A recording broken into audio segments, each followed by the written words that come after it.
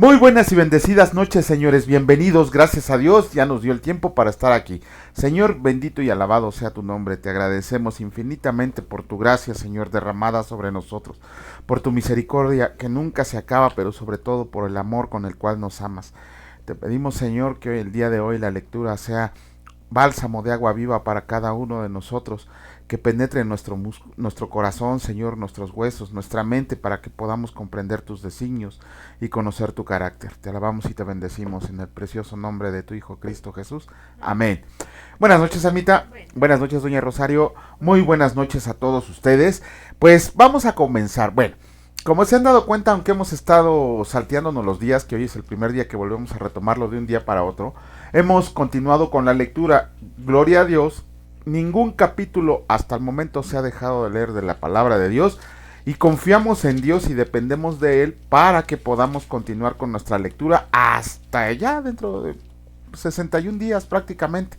Pero bueno, leímos el libro de Miqueas. Ayer les daba una pequeña explicación del libro de Miqueas, hoy es aún más pequeña. Solamente le vamos a dar unos pequeños detalles acerca de los 3 libros que hemos leído. Porque ayer mi esposa dijo que teníamos la costumbre de darles una información general y no lo habíamos hecho.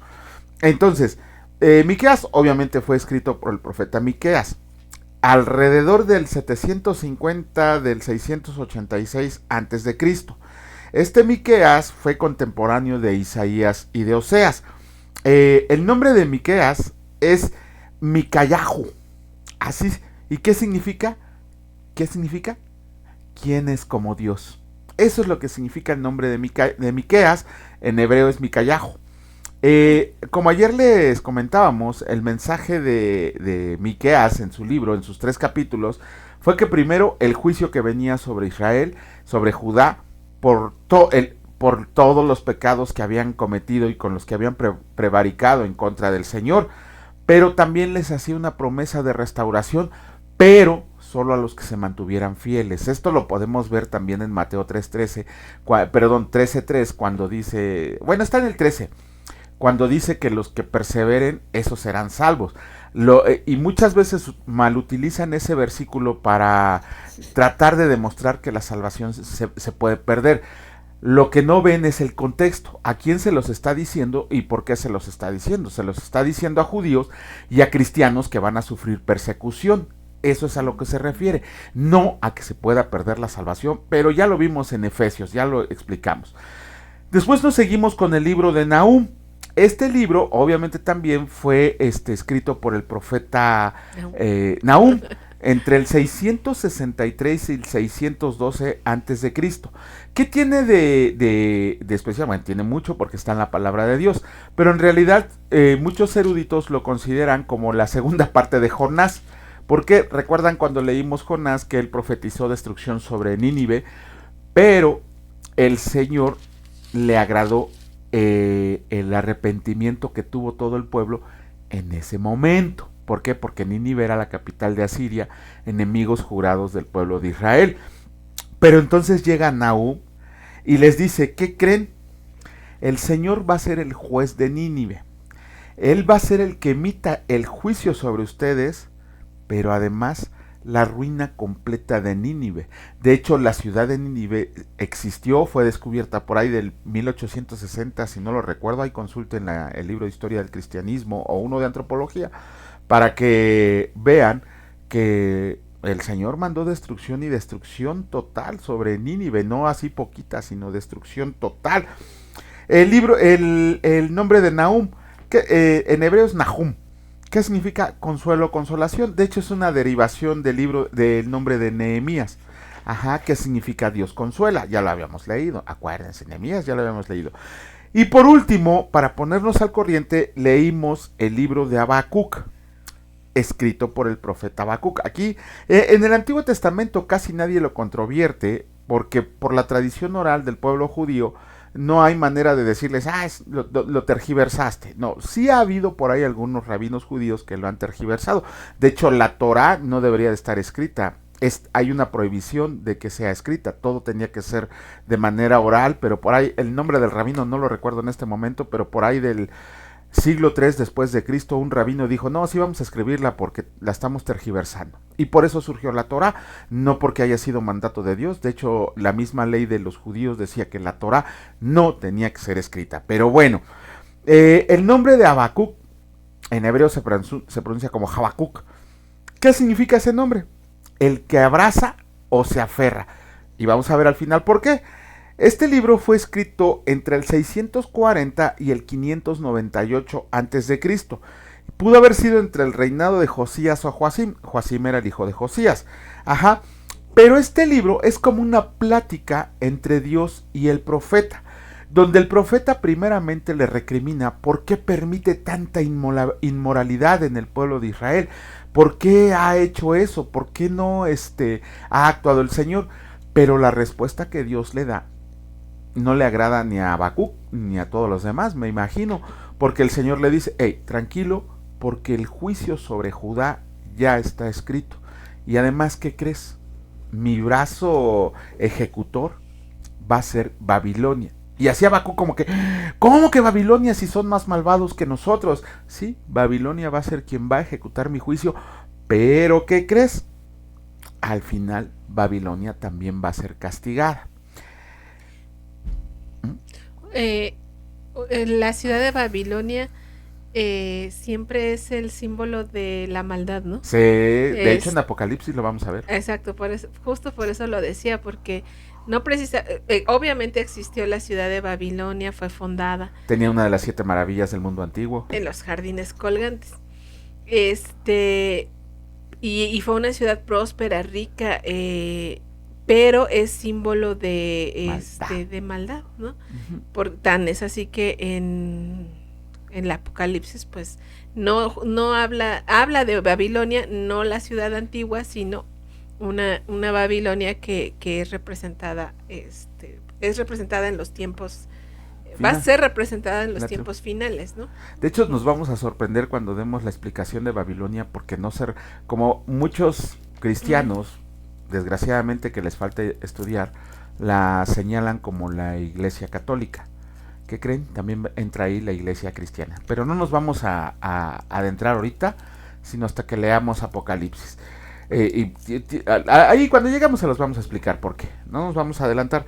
Pero por último, Habacuc, haciéndolo honor a su nombre de que el que abraza o el que se aferra, decide aferrarse al Señor. De hecho, Habacuc, ahí vemos que la palabra dice, el justo por la fe vivirá. Ajá. ¿Por qué? Porque dice Habacuc, pues si ya lo decidiste, Señor, no comprendo tu voluntad, pero lo que haces es bueno y en gran manera. Y el capítulo 3 es hermoso porque Habacuc derrama su corazón en un salmo de alabanza y adoración al Señor, aún y cuando no comprendía su voluntad. Habacuc dijo, yo confío y dependo de ti. Que es lo mismo que deberíamos hacer nosotros cuando comprendemos cosas que no sabemos por qué nos pasan. Luego ahí vemos a muchos cristianos, ay, si yo me porto bien, ay, si yo leo la Biblia, ay, si yo me congrego. ¿Qué crees? Eso, aunque le agrada al Señor, no quiere decir que vas a estar siempre bien. De hecho, va a haber muchas cosas que no nos agraden y que no comprendamos, pero lo que debemos de comprender es que, como leímos, el Señor está en su santo templo, el Señor tiene control de todo y el Señor está haciendo su voluntad por mucho que no nos agrade. Pero bueno, ¿quisieras agregar algo más, Almita? ¿O comenzamos? No, adelante. Nada más, sí, seguramente no nos agrada, pero en esas situaciones, obviamente el Señor está haciendo su voluntad, pero no nos abandona porque nos está puliendo, nos está dando los elementos, nos está dando las herramientas para el crecimiento espiritual en cualquier circunstancia. Bueno, vamos a comenzar con la lectura. El día de hoy vamos a leer el libro de Sofonías completito. Así, ¿cómo que completito? Ay, son tres capítulos. Ya están ahí, ya se parecen a mí. Bueno, comenzamos con el capítulo 1 del libro de Sofonías y escrito está, el día de la ira del Señor. Perdón. Palabra del Señor que vino a Sofonías, hijo de Cusi, hijo de Gedalías, hijo de Amarías, hijo de Ezequías, en días de Josías, hijo de Amón, rey de Judá. Destruiré por completo todas las cosas de sobre la faz de la tierra, dice el Señor. Destruiré los hombres y las bestias, destruiré las aves del cielo y los peces del mar, y cortaré a los impíos y raeré a los hombres de sobre la faz de la tierra, dice el Señor.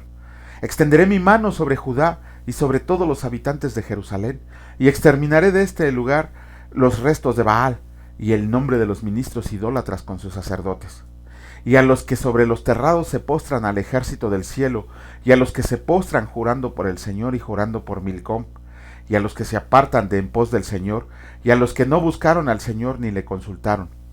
Calla en la presencia de Dios el Señor, porque el día del Señor está cercano, porque Dios ha preparado sacrificio y ha dispuesto a sus convidados, y en el día del sacrificio del Señor castigaré a los príncipes y a los hijos del rey, y a todos los que visten vestido extranjero. Asimismo castigaré en aquel día a todos los que saltan a la puerta, los que llenan las casas de sus señores de robo y de engaño. Y habrá en aquel día, dice el Señor, voz de clamor desde la puerta del pescado, y aullido desde la segunda puerta, y gran quebrantamiento desde los collados. Aúllen habitantes de Mactés, porque todo el pueblo mercader es destruido. Destruidos son todos los que traían dinero. Acontecerá en aquel tiempo que yo escudriñaré a Jerusalén con linterna, y castigaré a los hombres que reposan tranquilos como el vino asentado, los cuales dicen en su corazón, el Señor ni hará bien ni hará mal. Por tanto, serán saqueados sus bienes y sus casas asoladas. Edificarán casas, mas no las habitarán, y plantarán viñas, mas no beberán el vino de ellas. Cercano está el día grande del Señor, cercano y muy próximo. Es amarga la voz del día del Señor, gritará ahí el valiente. Día de ira aquel día, día de angustia y aprieto, día de alboroto y de asolamiento, día de tiniebla y de oscuridad, día de nublado y de entenebrecimiento, día de trompeta y de algaraza sobre las ciudades fortificadas y sobre las altas torres. Y atribularé a los hombres y andarán como ciegos, porque pecaron contra el Señor, y la sangre de ellos será derramada como polvo, y su carne como estiércol. Ni su plata ni su oro podrá librarlos en el día de la ira del Señor, pues toda la tierra será consumida con el fuego de su celo, porque ciertamente destrucción apresurada hará de todos los habitantes de la tierra. Comenzamos con la lectura del capítulo 2 del libro de Sofonías, y escrito está: Juicio sobre las naciones vecinas. Congréguense y mediten, oh nación sin pudor, antes que tenga efecto el decreto y el día se pase como el tamo, antes que venga sobre ustedes el furor de la ira del Señor, antes que el día de la ira del Señor venga sobre ustedes. Busquen al Señor todos los humildes de la tierra, los que pusieron por obra su juicio. Busquen justicia, busquen mansedumbre, quizás serán guardados en el día del enojo de Dios, porque Gaza será desamparada y Ascalón asolada.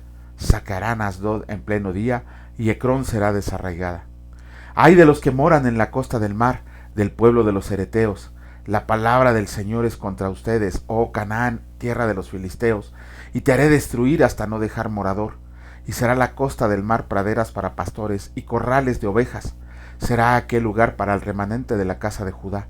Ahí apacentarán en las casas de Ascalón, dormirán de noche, porque el Señor su Dios los visitará y levantará su cautiverio. Yo he oído las afrentas de Moab y los denuedos de los hijos de Amón, con que deshonraron a mi pueblo y se engrandecieron sobre su territorio. Por tanto, vivo yo, dice el Señor de los ejércitos, Dios de Israel, que Moab será como Sodoma y los hijos de Amón como Gomorra, campo de ortigas y mina de sal y asolamiento perpetuo. El remanente de mi pueblo los saqueará y el remanente de mi pueblo los heredará. Esto les vendrá por su soberbia, porque afrentaron y se engrandecieron contra el pueblo del Señor de los ejércitos. Terrible será el Señor contra ellos, porque destruirá a todos los dioses de la tierra, ándele, y de sus lugares se inclinarán a él todas las tierras de las naciones.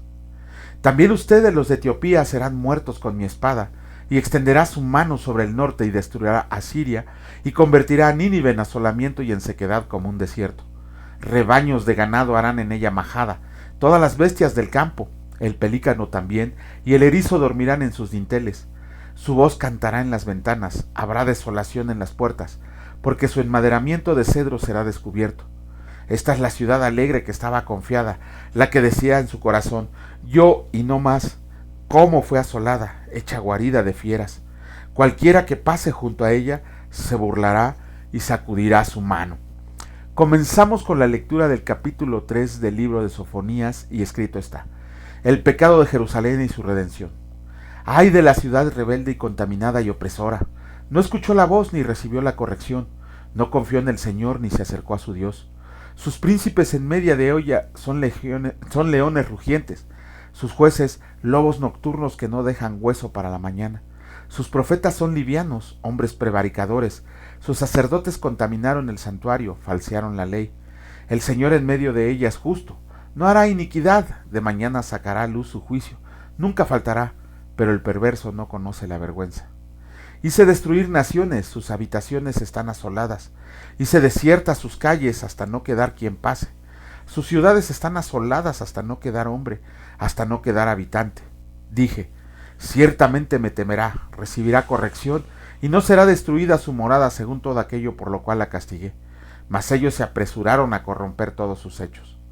Por tanto, espérenme, dice el Señor, hasta el día que me levante para juzgarlos, porque mi determinación es reunir a las naciones, juntar los reinos, para derramar sobre ellos mi enojo. Todo el ardor de mi ira, por el fuego de mi celo será consumida toda la tierra. Ay, Dios. En aquel tiempo devolveré yo a los pueblos pureza de labios, para que todos invoquen el nombre del Señor, que les sirvan de común consentimiento. De la región más allá de los ríos de Etiopía me suplicarán, la hija de mis esparcidos traerá mi ofrenda. En aquel día no serás avergonzada por ninguna de tus obras con que te rebelaste contra mí, porque entonces quitaré de en medio de ti a los que se alegran en tu soberbia, y nunca más te ensorbecerás en mi santo monte, y dejaré en medio de ti un pueblo humilde y pobre, el cual confiará en el nombre del Señor. El remanente de Israel no hará injusticia ni dirá mentira, ni en boca de ellos se hallará lengua engañosa, porque ellos serán apacentados y dormirán, y no habrá quien los atemorice. Canta, oh hija de Sión, da voces de júbilo, oh Israel, gózate y regocíjate de todo corazón, hija de Jerusalén. El Señor ha apartado tus juicios, ha echado fuera tus enemigos. El Señor es Rey de Israel en medio de ti. Nunca más verás el mal. En aquel tiempo se dirá a Jerusalén, no temas, Sión, no se debiliten tus manos. El Señor está en medio de ti, poderoso, Él salvará. Se gozará sobre ti con alegría, callará de amor, se regocirá sobre ti con cánticos. ¡Wow! Reuniré a los fastidiados por causa de largo tiempo. Tuyos fueron para quienes el oprobio de ellos era una carga. He aquí en aquel tiempo yo apremiaré a todos tus opresores y salvaré a la que cojea y recogeré la descarriada. Y los pondré por alabanza y por renombre en toda la tierra. En aquel tiempo yo los traeré, en aquel tiempo los reuniré yo, pues los pondré para renombre y para alabanza entre todos los pueblos de la tierra, cuando levante su cautiverio delante de sus ojos, dice el Señor. Qué hermosidad de palabra le dice el Señor a su pueblo. Aún a pesar de todo lo que habían hecho contra él, aún a pesar de que prevaricaron, lo abandonaron, se burlaron de Dios, se rebelaron contra Dios, vean con cuánto amor ama a Dios. Por eso el ignorante que no sabe leer la palabra dice que tenemos un Dios cruel y malvado en el Antiguo Testamento, cuando lo que tenemos es un Dios lleno de amor para aquel que decide obedecerlo. Amén. Comenzamos con la lectura del Nuevo Testamento, Almita. Bueno, estamos leyendo el Evangelio de Juan. Estábamos hablando el día de ayer sobre un poquito sobre el discípulo Juan el amado. Juan el amado. Ajá.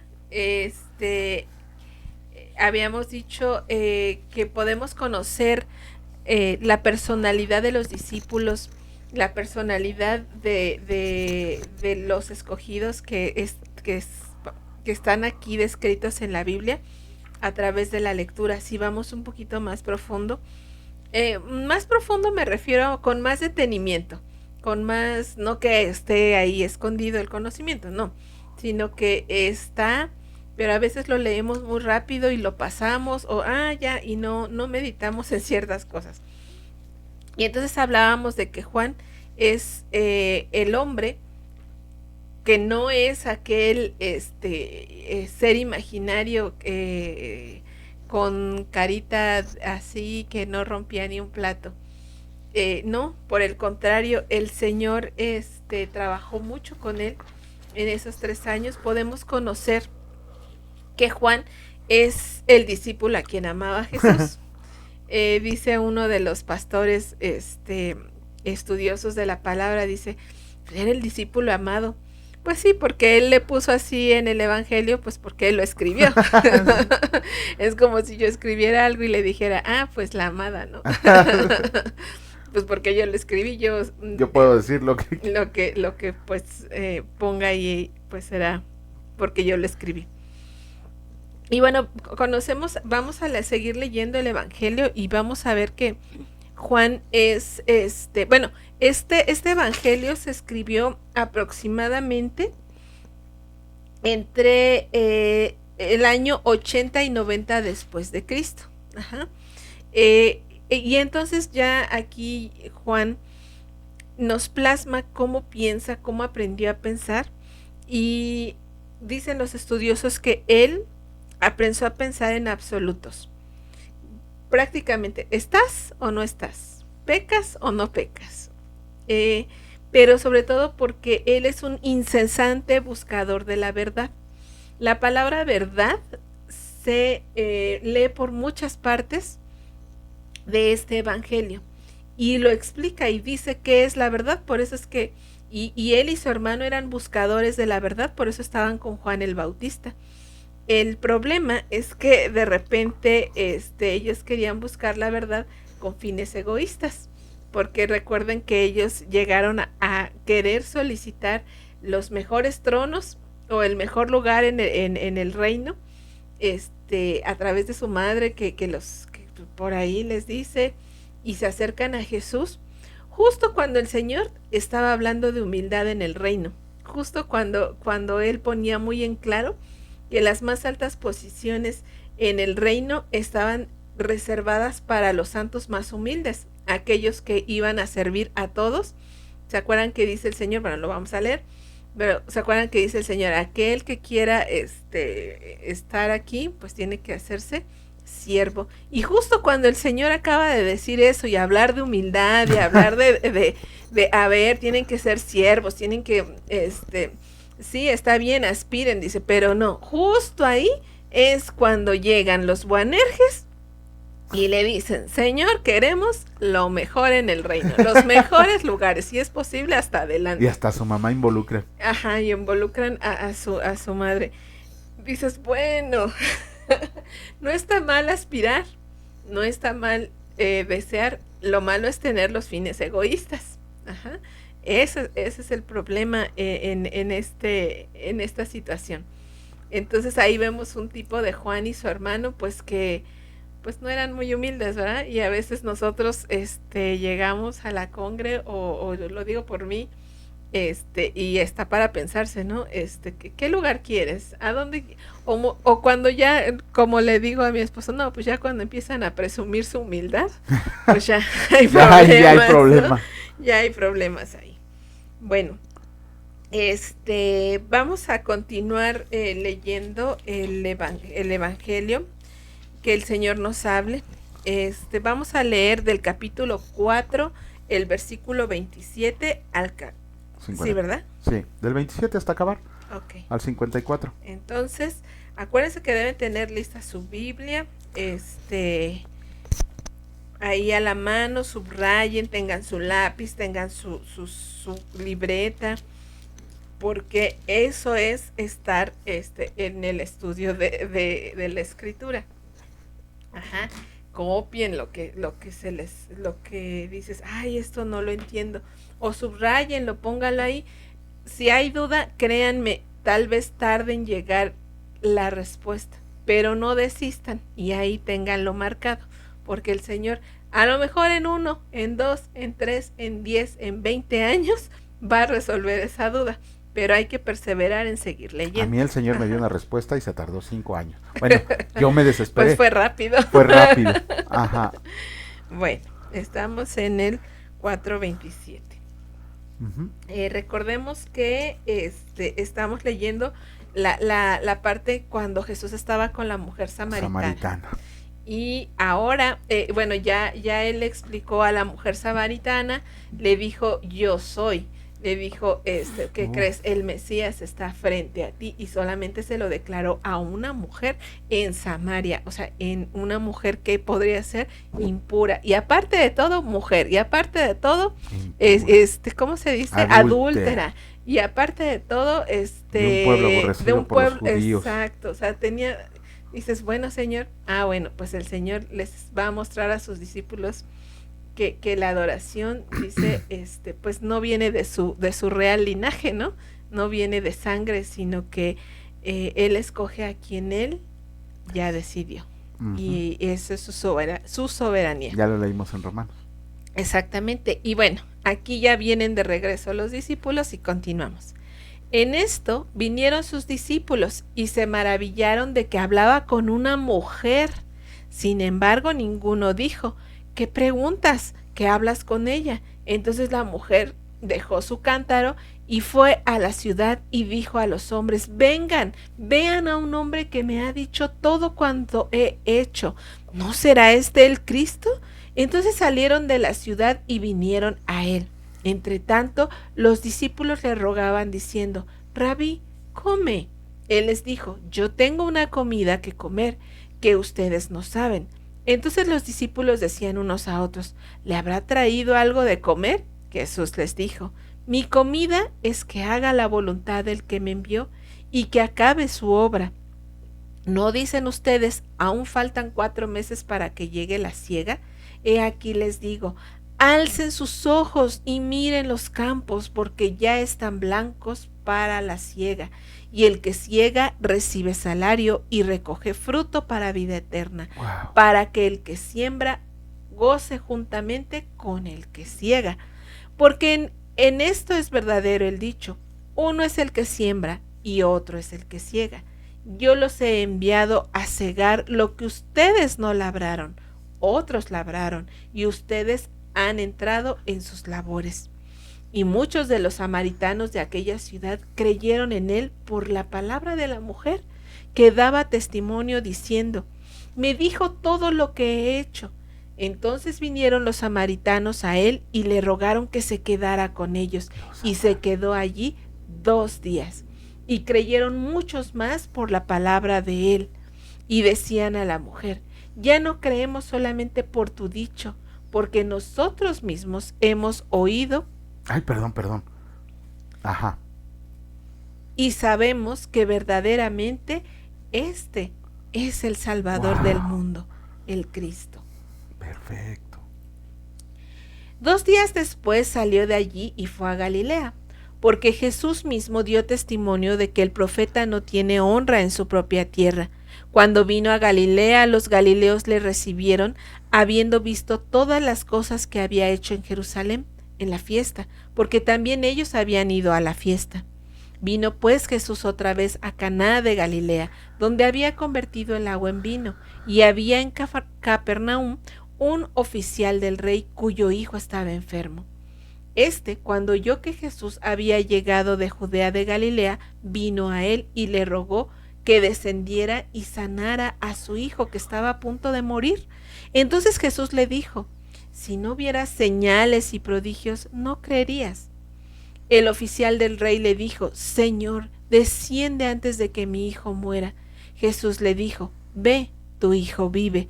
Y el hombre creyó la palabra que Jesús le dijo y se fue.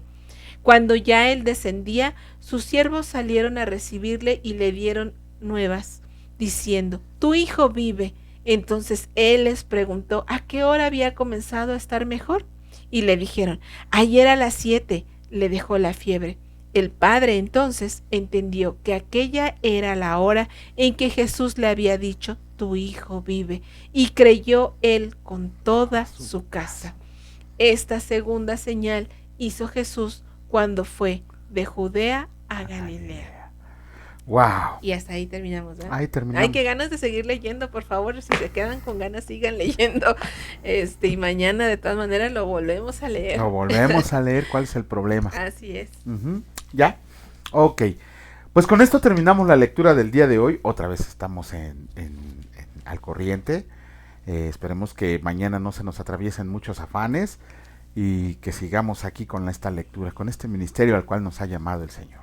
Bendito Padre, gracias de verdad por este tiempo que nos permites leer tu palabra, porque es una dicha y una delicia, Señor, el que podamos compartir este pan de vida que nos has dejado con todos nuestros hermanos en la fe. Te pedimos, Señor, que vayas reuniendo ya todo el remanente que se va a conservar fiel a ti, a todos los que hemos declarado que tú eres nuestro Señor y que hemos confesado con la boca que Dios te levantó de los muertos. Te agradecemos, Señor, por esta palabra viva que nos has dado, porque hace una marca indeleble en nuestro corazón, Señor, porque nos convence a la razón de que tú eres el Rey de Reyes y Señor de Señores. Bendito seas por siempre y para siempre. Amén. Amén. Que Dios les bendiga, señores, y si Dios lo permite, nos vemos el día de mañana. Cuídense mucho. Hasta luego.